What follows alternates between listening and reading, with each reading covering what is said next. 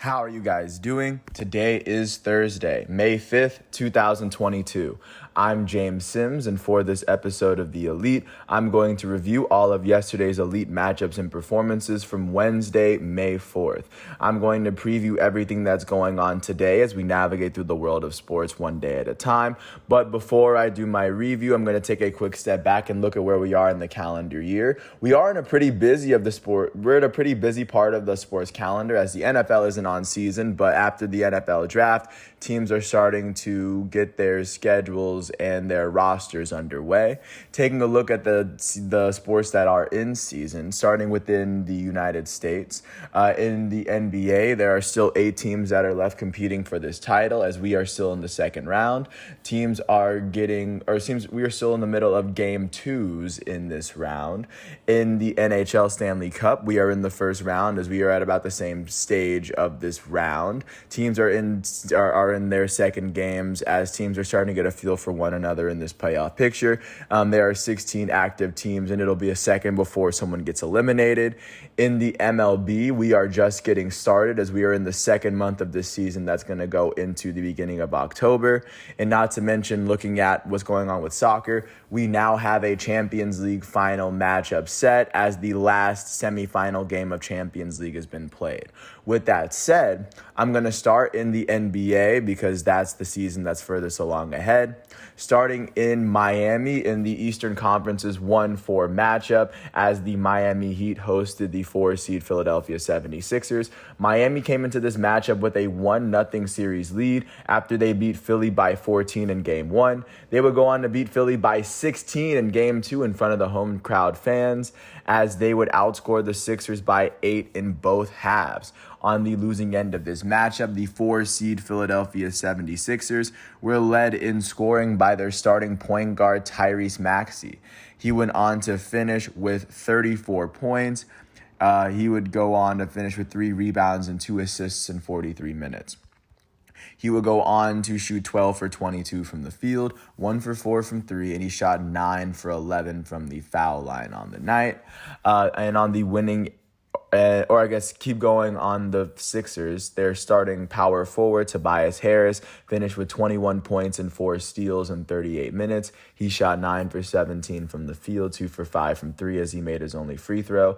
The Sixers' elite starting shooting guard and former NBA MVP James Harden finished with 20 points, 4 rebounds, and 9 assists in 41 minutes. He shot 6 for 15 from the field, 1 for 5 from 3, and he made all 7 of his free throws. On the winning end of this matchup, the top seed Miami Heat were led in scoring by their starting center Bam Adebayo. Adebayo finished with 23 points and 9 rebounds in 33 minutes. He shot 7 for 11 from the field, and he shot 9 for 11 from the free throw line. Their elite starting shooting guard, Jimmy Butler out of Marquette, finished with 22 points, 6 rebounds, 12 assists, and 2 steals in 37 minutes. Jimmy Butler shot 8 for 15 from the field, 1 for 3 from 3, and he shot 5 for 7 from the free throw line. Their shooting guard off the bench, Victor Oladipo, finished with 19 points and 6 rebounds in 29 minutes. He shot 6 for 11 from the field, 3 for 4 from 3, and he made all 4 of his free throws. Their point guard off the bench, Tyler Hero, had 18 points and 7 rebounds in 33 minutes. With this win, the Miami Heat now hold a 2-0 series lead over 4-seed Philly.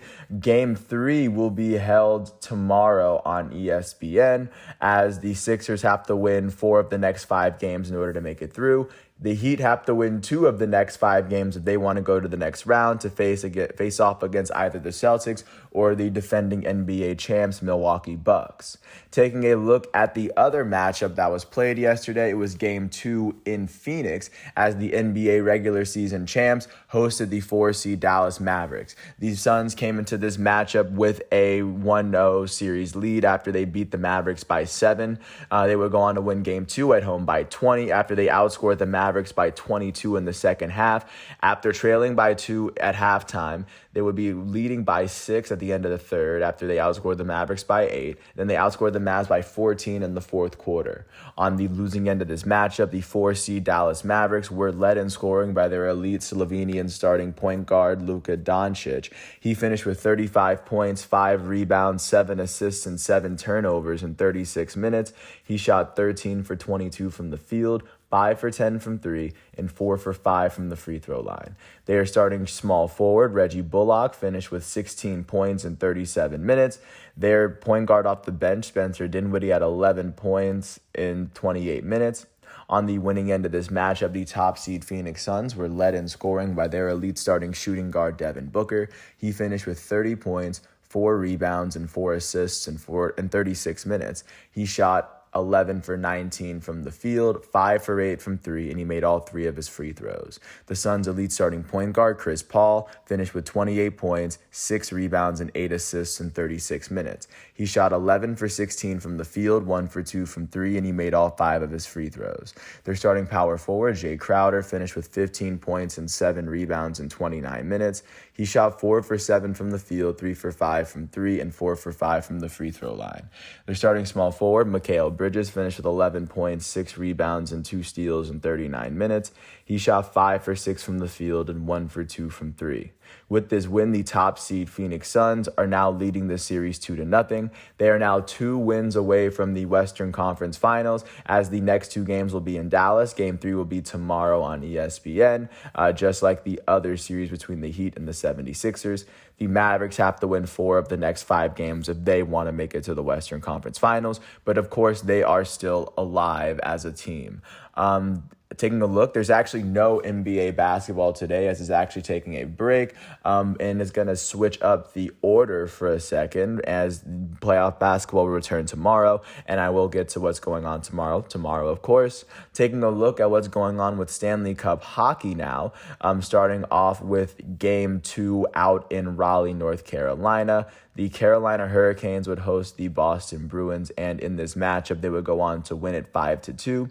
They would go on to win it 5-2 after scoring 4 goals in the first 2 periods. They were up 4-1 after 2 periods. The top star went to Sebastian Aho. Carolina's center finished with 2 goals.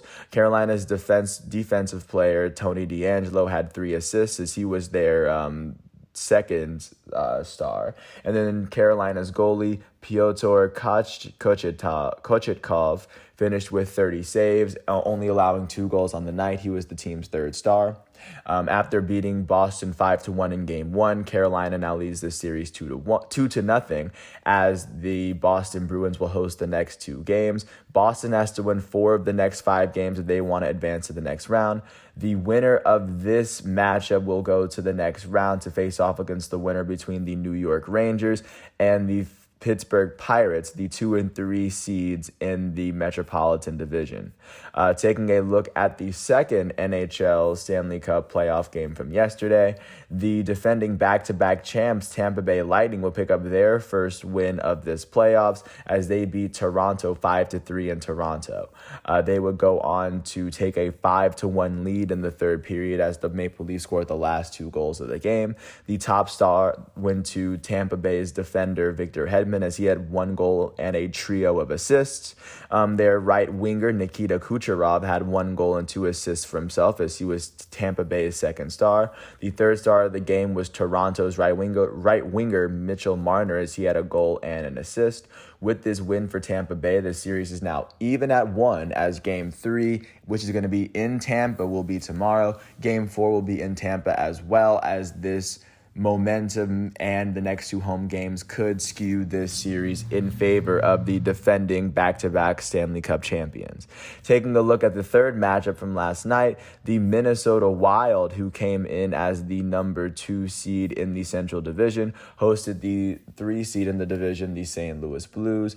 And as the Blues went on to win Game 1 in this series, the Minnesota Wild were able to win Game 2 as they they won it 6-2 to even the series at 1.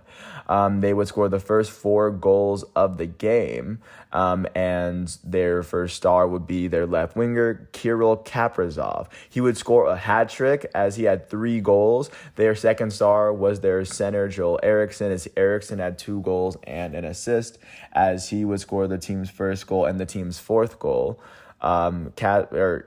Kaprizov scored the team's 3rd, 5th, and 6th goal.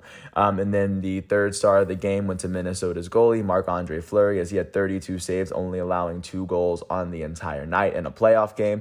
With this 6-2 win, the Minnesota Wild hold a 1-1 series tie, as the next 2 games will be in St. Louis. St. Louis will play Game 3 at home on TNT tomorrow, and that is what's going on in that matchup. Now it is a best-of-5 series from here on out, as both teams have to win 3 of the next 5 if they want to make it to the next round. And the winner of this round will face off against the winner between Colorado and Nashville. And then taking a look at the last game from yesterday, looking at the 2 and 3 seeds in the Pacific, the Edmonton Oilers hosted the Los Angeles Kings. After the Kings were able to win Game 1 in triple overtime 4-3, the Oilers beat the Kings 6-0 after they scored 3 goals in the second and third periods each. And looking at how the stars would line up, Edmonton's top star would be their left winger, Evander Kane. He had 2 goals and an assist. Their goalie, Mike Smith, when he had 30 saves, he did not allow a single goal all game. He was virtually perfect. And then their center, Connor McDavid, had 2 assists for himself. With this win, Edmonton has tied the series at 1. Both of these teams have to win 3 of their next 5 games if they want to make it to the next round. The winner of this round will face off against the top seed in the Pacific, Calgary, and the number 1 wild card seed, the Dallas Stars. But as of right now, all 16 teams are very much alive and very capable of making it to the next round from here on out. Taking a look at what's going on today in the Stanley Cup playoffs, we're going to see the second half of Game 2s. Starting off in Madison Square Garden, the New York Rangers, the 2nd seed in the Metropolitan Division, are going to host the 3 seed Pittsburgh Penguins. The Pittsburgh Penguins are currently leading this series 1-0 after they won Game 1 in triple overtime. They won it 4-3. Taking a look at the second game going on today at 7:30 on TBS in the Florida Live Arena in Sunrise, Florida, the Florida Panthers, who came into this seed with the top seed with the best season in the Eastern Conference, they are going to host the Washington Capitals, who hold the 2nd wildcard seed, as Washington currently leads this series 1-0. The Capitals won Game 1 4-2.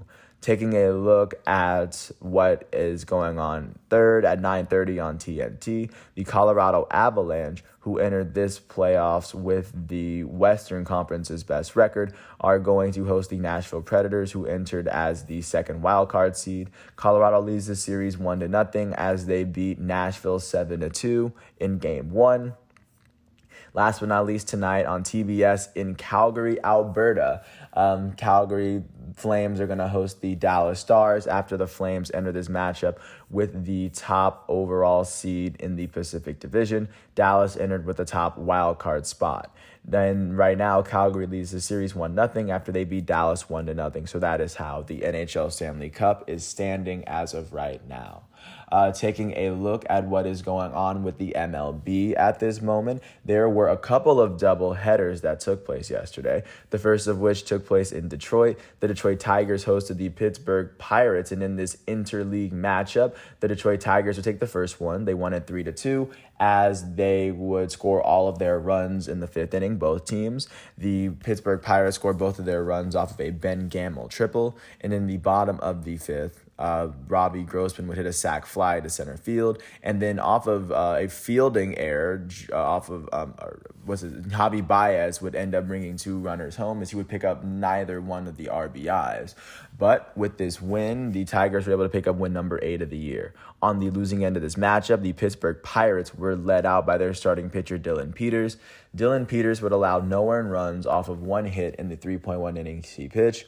He struck out 4 batters and walked 1 before he was benched in the 4th inning. The loss would go to the Pirates' first relief pitcher, Bryce Wilson. Wilson would allow 3 runs off of 2 hits in the 3.2 innings he pitched. He struck out 6 batters and walked 1, and with his loss, he's 0-1.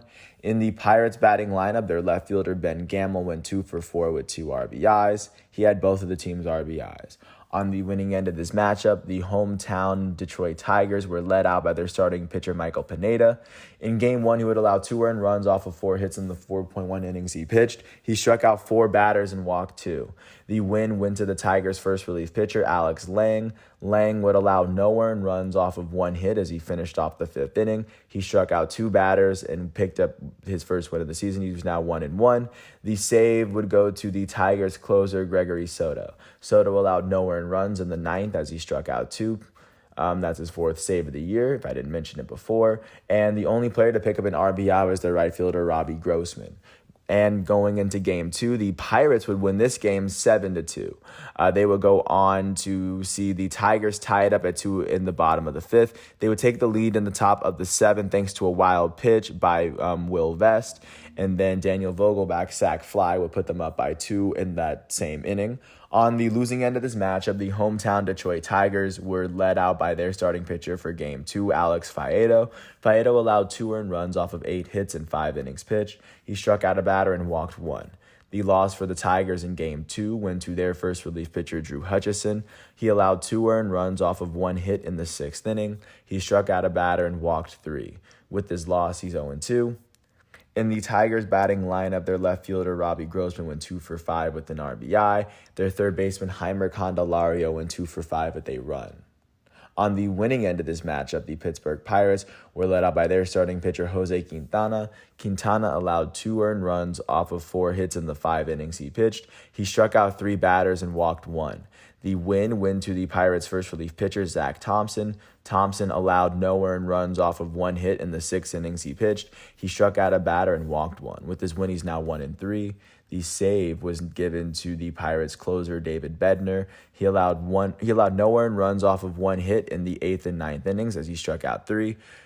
He has now picked up his 3rd save of the year. In the Pirates batting lineup, their right fielder, Ben Gamel, ended up going 3 for 4 with an RBI and 2 runs. Their center fielder, Brian Reynolds, went 2 for 5 with a run. Their designated hitter, Daniel Vogelbach, would end up going 2 for 4 with 3 RBIs and a run. Vogelbach hit his 4th home run of the season. And after the split decision, the Pirates are now 10-14. That is currently the 3rd best record in the National League Central. They've won 3 of their last 10 games, as they are currently sitting 6.5 games behind the division-leading Milwaukee Brewers. With this loss, the Detroit Tigers are 8-15. They are tied with the Kansas City Royals for the worst record in the American League Central and the worst record in the American League. The Tigers have now lost 8 of their last 10. They are now sitting 6 games behind the division-leading Minnesota Twins. The only teams with worse records than the Detroit Tigers, win percentage-wise, are the Washington Nationals and the Cincinnati Reds. And taking a look at what happened in Cleveland, this was the site of the second doubleheader. The Guardians hosted the San Diego Padres. In the first matchup of the two, the Padres would beat the Guardians 5-4. After the Guardians would try to they actually tied the game up at 3 in the bottom of the 5th. The Padres would create separation off of an Austin Nola double, and then after a sac fly from Jay Cronenworth, the Guardians' 1 run in the 7th inning wouldn't be enough. On the losing end of this matchup in Game 1, the hometown Guardians saw the loss go to their starting pitcher, Zach Plesac. He allowed 5 runs off of 5 hits in the 5 innings he pitched. He struck out 4 batters and walked 4. With this loss, Zach Plesac is 1-3. In the Guardians batting lineup, their first baseman, Josh Naylor, went 2 for 4 with 2 RBIs. And on the winning end of this matchup, the San Diego Padres were led out by their starting pitcher, Mike Clevinger. Clevinger allowed 3 earned runs off of 4 hits in the 4.2 innings he pitched. He struck out 4 batters and walked 3. The win was given to the Padres' first relief pitcher, Steven Wilson. Wilson would allow no earned runs off as he finished off the fifth inning as he struck out a batter as he picked up his third win of the season off of Clevenger's start against his former team. The save would end up going to the Padres closer Taylor Rogers. Rogers allowed no earned runs in the ninth as he picked up his 10th save of the year. In the batting lineup, in Game 1, the only player for the Padres with more than one hit was their elite third baseman Manny Machado. He went 2 for 4 with 2 RBIs and a run as he hit home run number 5 on the year. In the second game, the Guardians would win it in the 10th inning, 6-5, after they had to score 3 runs in the 8th to tie it up at 5. It would be a Stephen Kwan single to give them the win, their 11th of the year. On the losing end of Game 2, the San Diego Padres were led out by their rookie starting pitcher Mackenzie Gore. Gore allowed 1 earned run off of 4 hits in the 5.2 innings he pitched. He struck out 2 batters and walked 3. The loss would end up going to the Padres closer for the day, Dinelson Lamet. Lamet would allow 1 run off of 1 hit as he would not get an out in the 10th inning. With his loss, he's now 0-1. In the Padres batting lineup, nobody on their team would finish with more than 1 hit. As their designated hitter, Eric Hosmer, would hit his 7th double of the year. He would go on to pick up 2 of the team's 5 RBIs. On the winning end of this matchup, in Game 2, the hometown Guardians were led out by their starting pitcher and former San Diego Padre Cal Quantrill, if I'm not mistaken. Quantrill allowed 3 earned runs off of 3 hits in the 6 innings he pitched. He struck out 7 batters and walked 5. The win would go to the Guardians' closer for the day, Nick Sandlin. Nick Sandlin allowed no earned runs in the 10th inning as he struck out a batter and walked 2. With this win, he's now 2-1. In the Guardians batting lineup, their right fielder, Franmil Reyes, went 2 for 4 with a run. Their second baseman, Andres Jimenez, went 2 for 4 with an RBI and 2 runs. Their catcher, Austin Hedges, would end up going 2 for 3 with an RBI and a run. And with this split decision, the Cleveland Guardians are now 11-13. They are tied with the Chicago White Sox for the second best record in the American League Central. The Guardians have won 4 of their last 10 games. They are trailing the division-leading Minnesota Twins by 3.5 games. With this loss, the San Diego Padres are now 16-9, or this win and loss. They are now holding the second best record in the National League West. Overall, they are holding the 4th best record in the National League. They have now only lost 3 of their last 10. They only sit half a game behind the division-leading LA Dodgers at this moment.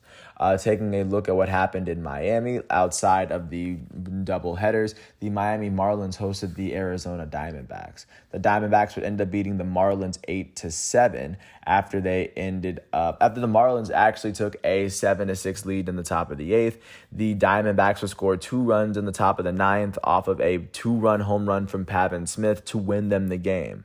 On the losing end of this matchup, the hometown Marlins were led out by their starting pitcher, Elise Hernandez. He would allow 5 earned runs off of 5 hits in the 4 innings he pitched. He struck out 3 batters and walked 3. The loss would go to the Marlins closer for the day, Anthony Bender. Bender allowed 2 earned runs off of 2 hits in the 9th inning as he struck out 2 batters. He would pick up his second blown save of the year, and with his loss, Bender is 0-3. In the Marlins batting lineup, their third baseman, John Barrety, went 2 for 5 with 2 RBIs and 2 runs. He hit his first 2 home runs of the year. Their first baseman, Jesus Aguilar, went 3 for 5 with an RBI and a run as he hit his second home run of the year. Their second baseman, Jazz Chisholm, went 2 for 3 with 2 runs. On the winning end of this matchup, the Arizona Diamondbacks were led out by their starting pitcher, Madison Bumgarner. Bumgarner allowed 1 earned run off of 1 hit in the first inning as the win would go to the Diamondbacks setup relief pitcher, Keenan Middleton. He would allow no earned runs, and he would only strike out 1 batter as he finished off the 8th inning. With this win, he's now 1-1. The save would go to the Diamondbacks closer, Ian Kennedy. Kennedy allowed no earned runs in the 9th inning as he did allow a hit. He would strike out 3, or he would pick up his 3rd save of the year. In the Diamondbacks batting lineup, their center fielders are Dalton Varsho, went 2 for 4 with 2 RBIs and 2 runs. He hit his 5th home run of the season. Their right fielder, Pavin Smith, went 2 for 5 with 2 RBIs and a run, as he hit his go-ahead home run was his 3rd home run of the season. Their second baseman, Ketel Marte, went 2 for 2 with 2 runs. Their third baseman, Sergio Alcantara, went 2 for 2 with 2 RBIs and a run. With this win, the Arizona Diamondbacks are 13-13. That is the worst record in the National League West. They've now won their last 3 games. Their 3-game winning streak is the longest active winning streak in the National League at this moment. And the only team with a longer active winning streak than the Diamondbacks in baseball is the Texas Rangers. That is where they're sitting. They are sitting 4 full games behind the Dodgers as they have won 7 of their last 10. Pretty good stretch for the Diamondbacks. With this loss, the Miami Marlins are 12-12. That is the second best record in the National League East. They've lost their last 4 games. That is the second longest active losing streak in the National League, as the Reds have a longer losing streak. The Marlins have lost 4 of their last 10. They are currently sitting 4.5 games behind the division-leading New York Mets. Taking a look at what happened in Kansas City in the interleague showdown in Missouri, the Royals would get shut out at home by the St. Louis Cardinals. Cardinals scored 5 runs in the first inning and then 5 runs in the last 3 innings to win it 10-0. On the losing end of this matchup, the hometown Kansas City Royals would see the loss go to their starting pitcher, Kris Bubic. Bubic allowed 4 earned runs off of 2 hits, as he wouldn't even make it out the first. He would allow 2 walks, and with this loss, he's now 0-3. In the Royals batting lineup, nobody on their team would finish with more than 1 hit. And on the winning end of this matchup, the St. Louis Cardinals would be let out and see the win go to their starting pitcher, Adam Wainwright. Wainwright picked up his 3rd win of the year as he allowed no earned runs off of 1 hit in the 7 innings he pitched. He struck out 2 batters and walked 1. With this win, he's now 3-3. In the Cardinals batting lineup, their elite third baseman Nolan Arenado went 2 for 4 with 5 RBIs and a run. He would go on to hit his 7th home run of the season. Their right fielder in this matchup for St. Louis, Juan Yepez, would go 2 for 3 with a run. Their left fielder, Tyler O'Neill, went 2 for 4 with 3 RBIs and 2 runs. He hit his 2nd home run of the year. With this win, the St. Louis Cardinals are now 14-10. That is the second best record in the National League Central. They've won 5 of their last 10. They're currently sitting 2.5 games behind the division leading Milwaukee Brewers. With this loss, the Kansas City Royals are now 8-15. That is the worst record in the American League Central, tied with the Tigers, and they are tied with the Tigers for the worst record in the American League. The only team with a worse record than the Royals right now are the Washington Nationals and the Cincinnati Reds. They've lost 7 of their last 10. They are sitting 6 games behind the division-leading Minnesota Twins. Taking a look at what happened in New York, the Mets hosted the defending World Series champs Atlanta Braves. The Braves would beat the Mets 9-2 after scoring 7 runs in the 6th inning. On the losing end of this matchup, the New York Mets would go on and be let out and see the loss go to their starting pitcher, Tyler McGill. McGill allowed 3 earned runs off of 4 hits in 5.1 innings. He would strike out 9 batters and walk 2. He would do all this before he got pulled in the 6th inning, and with this loss, he's now 4-1. In the Mets batting lineup, their right fielder, Starling Marte, went 2 for 5. And on the winning end of this matchup, the Atlanta Braves will see the win go to their starting pitcher, Ian Anderson.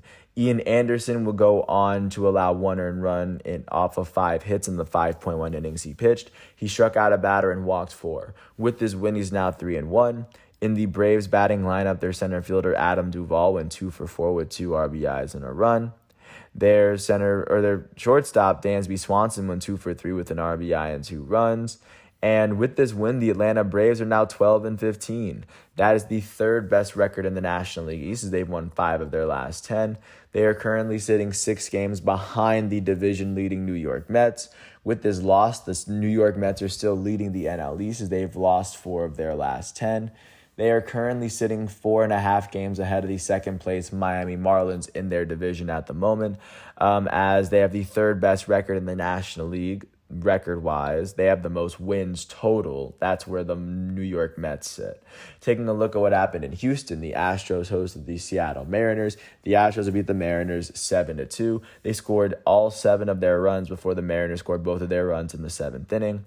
On the losing end of this matchup, the Seattle Mariners, you see the loss go to their starting pitcher, Matt Brash. Matt Brash would allow 4 earned runs off of 6 hits in the 3 innings he pitched, and with his loss, he's 1-3. You would pick up 3 strikeouts on the day as he walked 4. In the Mariners batting lineup, their shortstop J.P. Crawford went 2 for 4 with a run. On the winning end of this matchup, the hometown Houston Astros would be led out by their goated starting pitcher, Justin Verlander. Justin Verlander would go on to allow 2 earned runs off of 5 hits in the 6.2 innings he pitched. He struck out 3 batters on the day, and with this win, he's now 3-1. In the Astros batting lineup, their left fielder Michael Brantley went 2 for 4 with 2 RBIs.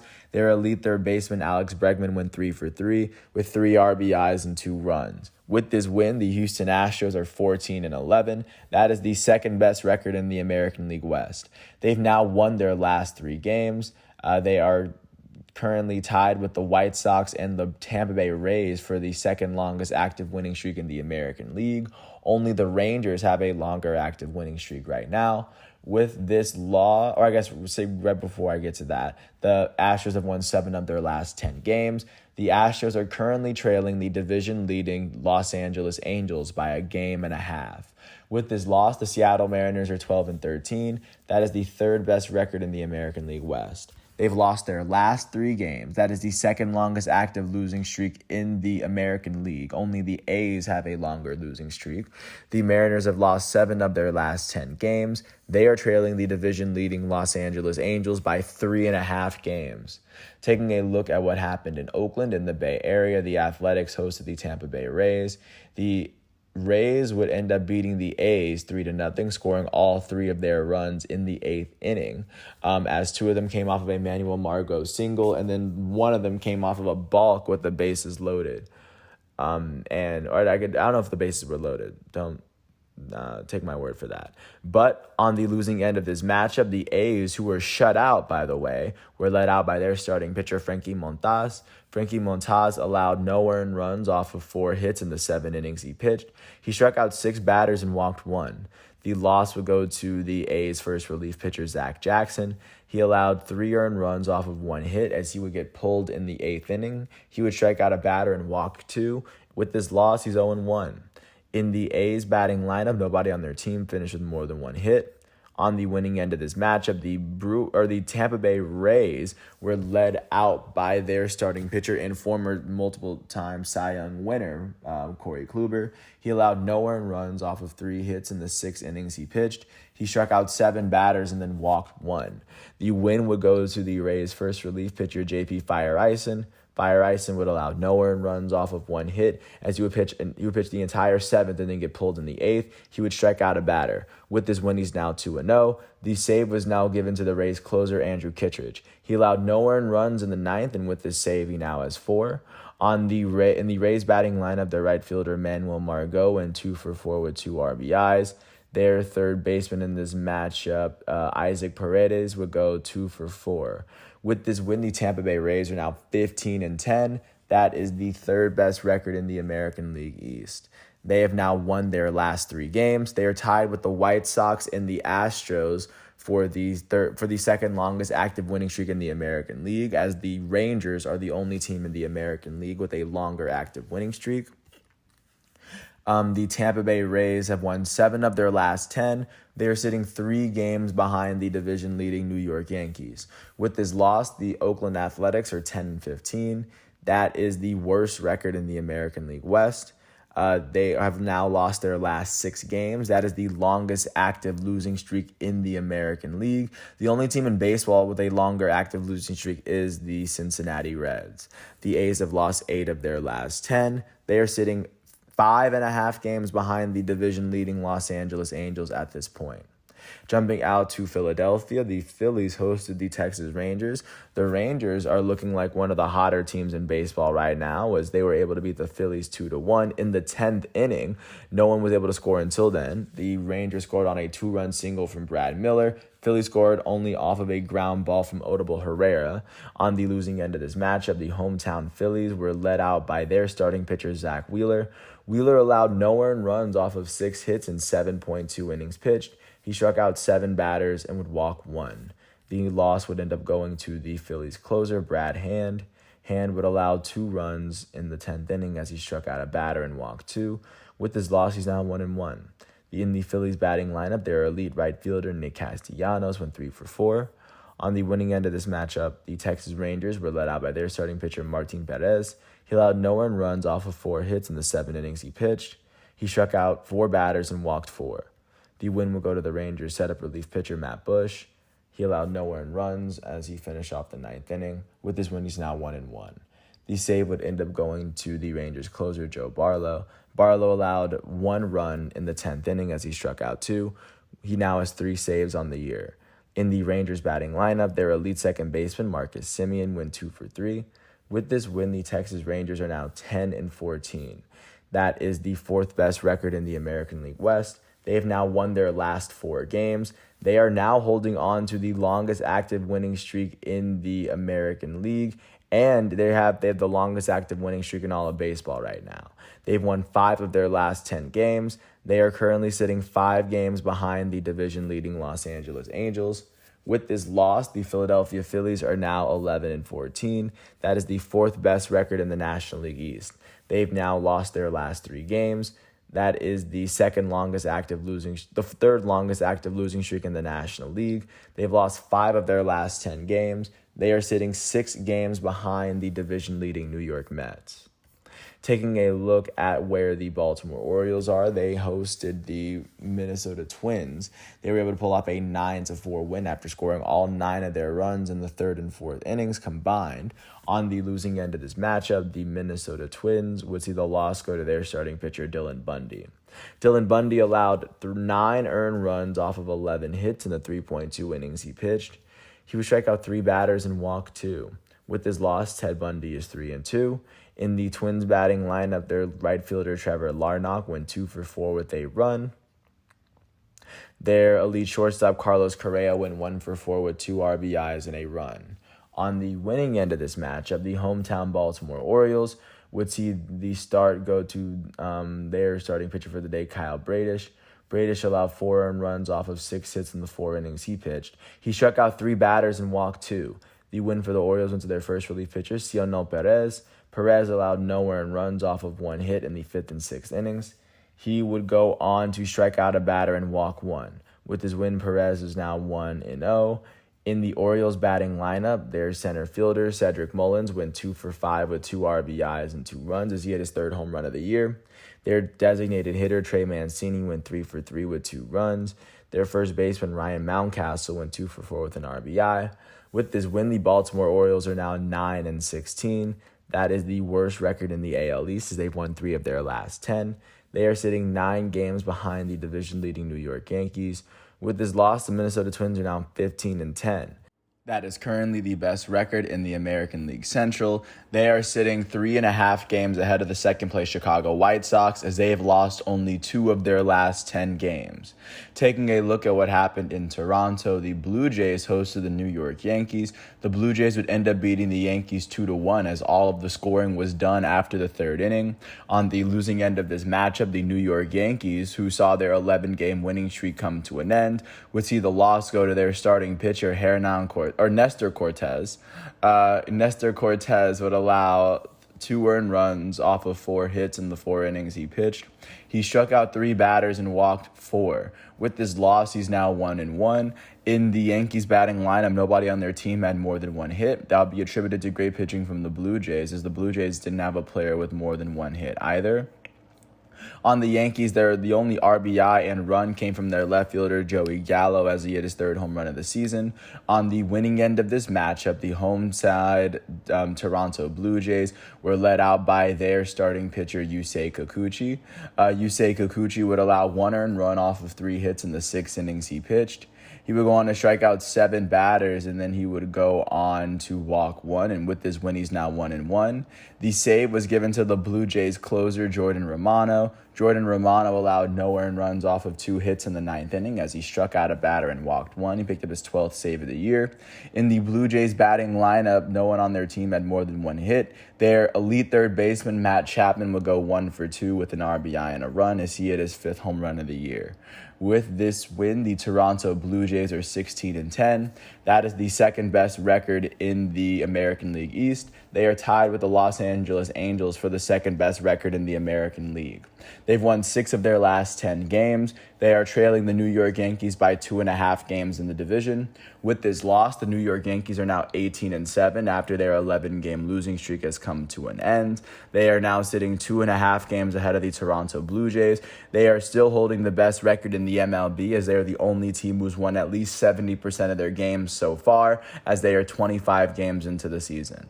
Taking a look at what happened in Fenway, the Boston Red Sox hosted the Los Angeles Angels. The Angels would end up beating the Red Sox 10-5. As the Angels had to score a run in the ninth inning to send it into extra innings.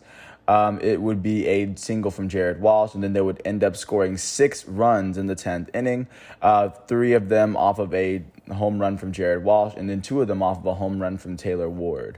On the losing end of this matchup, the hometown Boston Red Sox were led out by their starting pitcher, Garrett Whitlock. Whitlock allowed 2 earned runs off of 2 hits in 5 innings as he struck out 9. The loss would go to the Red Sox setup relief pitcher in this matchup, Matt Barnes. Matt Barnes would allow 4 runs off of 2 hits as he started the 10th but did not finish. He would strike out a batter and walk 1, and with his loss, he's 0-2. In the Red Sox batting lineup, their elite second baseman Trevor Story ended up going 2 for 5 with 3 RBIs. Their elite shortstop Xander Bogaerts went 2 for 5 with an RBI and a run as he had his second home run of the year. On the winning end of this matchup, the Los Angeles Angels were led out by their starting pitcher Reed Detmers. Detmers allowed 3 earned runs off of 4 hits in the 4.2 innings he's pitched. He struck out 2 batters and he's walked 2. The win will go to the Angels setup relief pitcher in this matchup, Ryan Tepera. He allowed no earned runs off of He allowed no runs or hits in the 9th inning as he struck out a batter and walked 1. With this win, he's now 1-0. In the batting lineup, their elite third baseman Anthony Rendon went 2 for 5 with 2 RBIs and 2 runs. He hit his 3rd home run of the year. Their first baseman Jared Walsh went 3 for 5 with 4 RBIs and 2 runs as Walsh hit his 3rd home run of the year. And with this win, the Los Angeles Angels are now 6-10. 16-10. That is the best record in the American League West. They are tied with the Toronto Blue Jays for the second best record in the American League. The Angels have won 7 of their last 10 games. They sit a game and a half ahead of the second place Houston Astros in their division. With this loss, the Boston Red Sox are 10-15. That is the 4th best record in the American League East. They've lost 7 of their last 10 games. They are now sitting 8 games behind the division-leading New York Yankees. Taking a look at what happened in Chicago in the Chicago Derby, the Chicago Cubs hosted the Chicago White Sox. After the Cubs took a 3-1 lead in the bottom of the second, it would be the 4th inning where the White Sox would tie the game back up off of a Gavin Sheets single. And then it would be an A.J. Pollock single in the 6th, which won the game for the White Sox as they took it home 4-3. On the losing end of this matchup, the Chicago Cubs were led out by their starting pitcher, Kyle Hendricks. Hendricks allowed 4 earned runs. He allowed 7 hits in the 5.2 innings he pitched. He would strike out 2 batters and walk 1, and with this loss, he's now 1-3 on the year.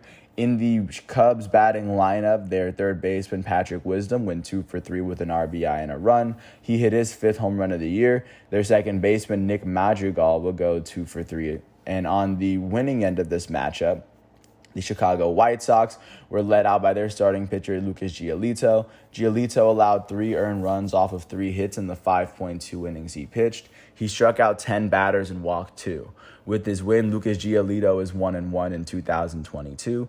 The save would go to the White Sox closer, Liam Hendricks, their elite closer. He allowed no earned runs in the 9th inning as he struck out a batter. He picked up his 7th save of the year. In their batting lineup, their elite designated hitter and former MVP, Jose Abreu, would go 2 for 4 with an RBI and 2 runs. He hit his 3rd home run of the year. Their center fielder, Luis Robert, went 2 for 3 with a run. With this win, the Chicago White Sox are 11-13. They are tied with the Cleveland Guardians for the second best record in the American League Central. The White Sox have now won their last 3 games. They are tied with the Rays and the Houston Astros for the second longest active winning streak in the American League. Only the Rangers have a longer winning streak than the White Sox right now. The White Sox have won 5 of their last 10 games. And sitting alongside the Guardians, they are now trailing the division-leading Minnesota Twins by 3.5 games. With this loss, the Chicago Cubs are 9-15. That is the 4th best record in the National League Central. They've lost their last 2 games. They've lost 7 of their last 10. They are currently sitting 7.5 games behind the division-leading Milwaukee the Milwaukee Brewers. Taking a look at what happened in Milwaukee now, the division leaders hosted the team with the worst record in baseball, the Cincinnati Reds. The Brewers would end up beating the Reds 18-4 as they extended the Reds' losing streak. The Reds did score the first 2 runs of the game, and the Brewers were tied up in the bottom of the first. They would take the lead in the bottom of the third off of a grand slam from Rowdy Tellez. Rowdy Tellez would go on to hit another home run in this game, and he would also add more RBIs. On the losing end of this matchup, the Cincinnati Reds would see the loss go to their starting pitcher, Vladimir Gutierrez. He allowed 7 earned runs off of 8 hits in the 4.1 innings he pitched. He struck out 2 batters and would walk 2. He did this before he was pulled in the 5th inning. With this loss, Gutierrez is 0-5.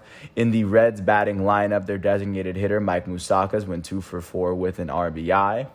And the win would be attributed to the Brewers starting pitcher, Freddie Peralta. He allowed 3 earned runs off of 5 hits in the 5 innings he pitched. He struck out 7 batters and walked 2, and with his win, he's now 1-1. In the Brewers batting lineup, their elite left fielder, Christian Yelich, went 2 for 4 with 2 RBIs and 3 runs.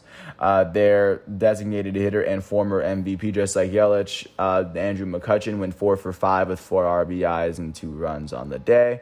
Their first baseman, Rowdy Tellez, went 4 for 6 with 8 RBIs and 2 runs as he hit his 6th and 7th home runs of the year. Their third baseman in this matchup, Luis Urias, would end up going 2 for 3 with 2 runs.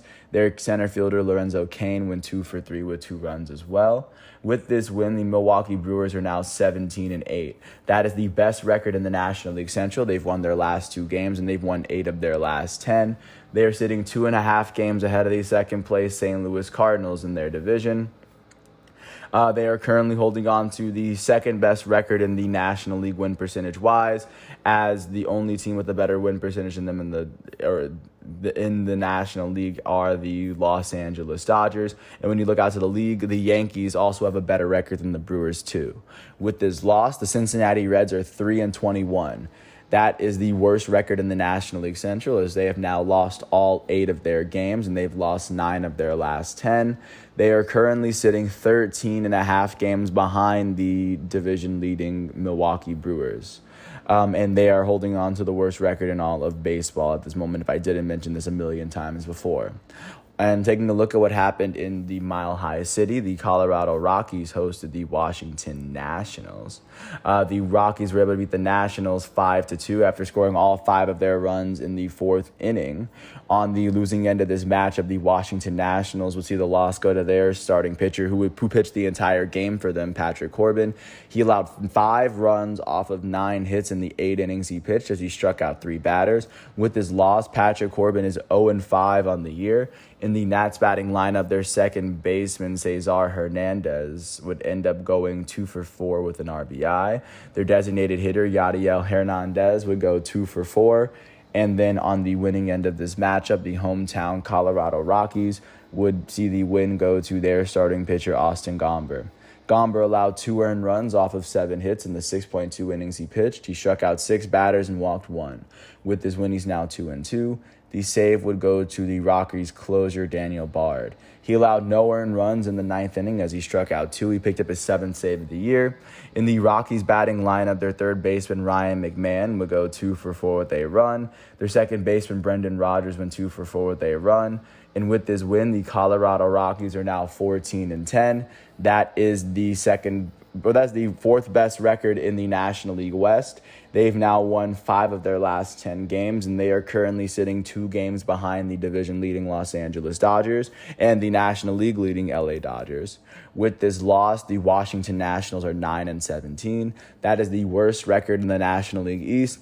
They've lost 7 of their last 10 games. They are sitting 8.5 games behind the division-leading New York Mets. Last but not least, taking a look at what happened in Los Angeles in one of the most storied rivalries in baseball, at least if you're on the West Coast, you're aware of it.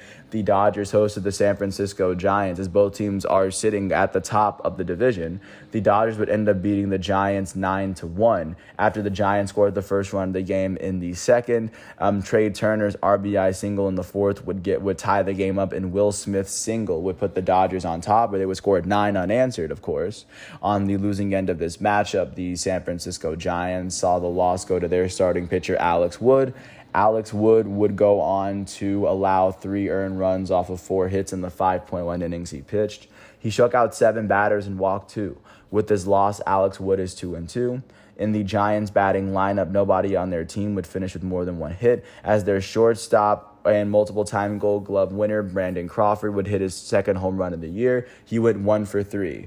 On the winning end of this matchup, the hometown LA Dodgers would be led out by their starting pitcher, Tony Gonsolin, and he would pick up his second win of the year. He allowed 1 earned run off of 1 hit in the 5 innings he pitched. He struck out 5 batters and walked 1. With this win, Gonsolin is 2-0.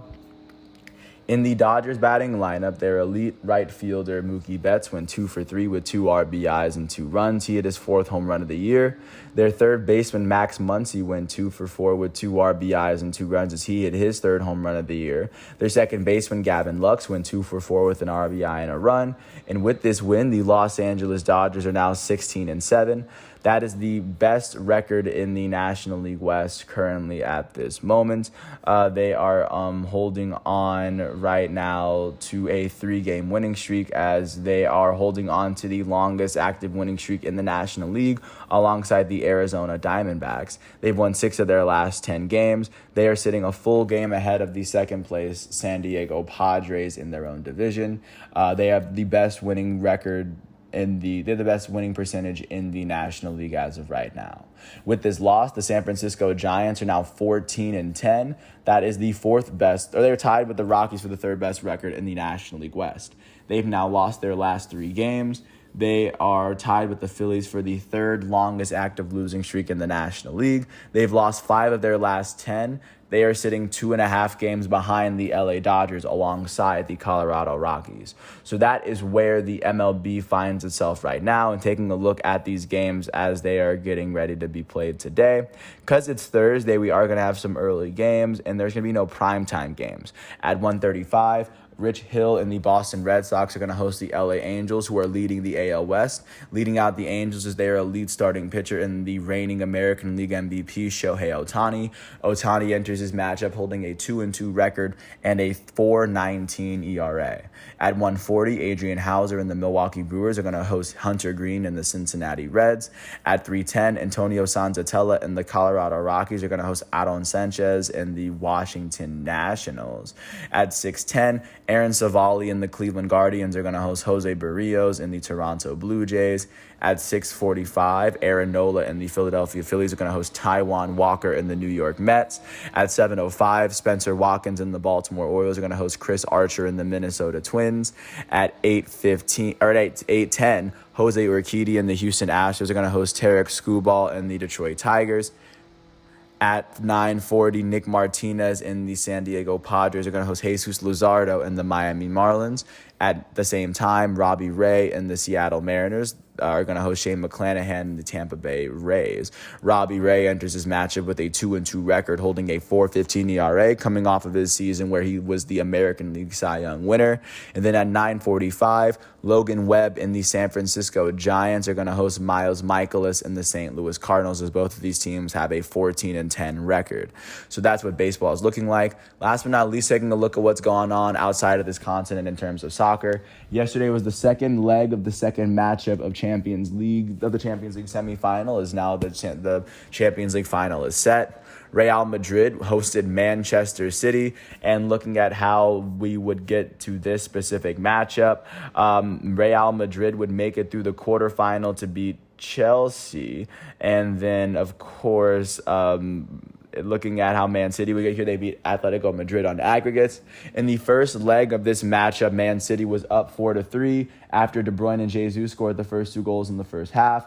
Karim Benzema would get Madrid's first goal to shorten their deficit to 2-1. Man City would go up 3-1 with a goal from Phil Foden in the 53rd minute. Real Madrid would even it up, or they would not even it up. They would score another goal 2 minutes later to make it 3-2. Man City would go up 4-2 in the 74th minute with a goal from Bernardo Silva, and then Real Madrid would end the game with a penalty kick from Karim Benzema as they were down 1 on aggregate going to Madrid. And following the 4-3 aggregate that these two teams would go on to create, Real Madrid would host Man City, and then they would beat Man City 3-1 in this particular matchup to advance to the Champions League final on a 6-5 aggregate. The first goal of this game was scored by Riyad Mahrez in the 73rd minute as Man City was up 5-3 on aggregates. The next goal will come from Real Madrid's Brazilian forward Rodrigo, as he would go on to, as the first goal was, I believe, a tap-in off of a great assist from Karim Benzema. There's his 2 minutes later, Rodrigo would score yet again to tie the game up off of a header.